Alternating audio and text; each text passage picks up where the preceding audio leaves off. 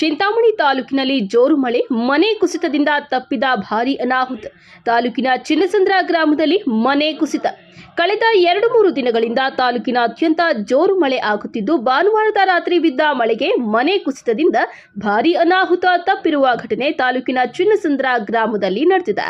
ಭಾನುವಾರ ರಾತ್ರಿ ತಾಲೂಕಿನ ವಿವಿಧ ಕಡೆ ಜೋರು ಮಳೆಯಾಗಿದ್ದು, ತಾಲೂಕಿನ ಚಿನ್ನಸಂದ್ರ ಗ್ರಾಮದ 3ನೇ ಬ್ಲಾಕ್ನಲ್ಲಿ ಇರುವ ಸೈಯದ್ ಏಜಾಜ್ ಅವರ ಮನೆ ಕುಸಿದು ಭಾರೀ ಅನಾಹುತ ತಪ್ಪಿದೆ.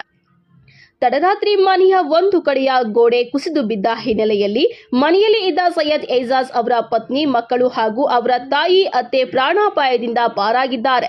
ರಾತ್ರಿ ವೇಳೆ ಗೋಡೆ ಕುಸಿದ ಕಾರಣ ಮಳೆ ನೀರು ಮನೆಯಲ್ಲಿ ನುಗ್ಗಿ ಇಡೀ ರಾತ್ರಿ ನಿದ್ದೆ ಇಲ್ಲದೆ ಸೈಯದ್ ಏಜಾಜ್ ಅವರ ಕುಟುಂಬ ಪರದಾಡುವಂತಾಗಿದೆ.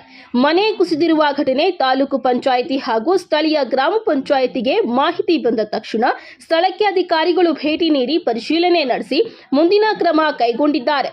ಇನ್ನು ಮನೆ ಕಳೆದುಕೊಂಡಿರುವ ಕುಟುಂಬ ಸರ್ಕಾರಕ್ಕೆ ಪರಿಹಾರ ನೀಡುವಂತೆ ಕೈಚಾಚಿದ್ದಾರೆ. ನನ್ನ ಹೆಸರು ಮೇರಾ ಸುಲ್ತಾನ. ಇವ್ರು ನಮ್ಮ ನಾದಿನಿ. ಅವ್ರ ಮನೆ ಇದೋಗಿದೆ. ಒಳಗಡೆ ಮಕ್ಕಳೆಲ್ಲ ಇದ್ದರು.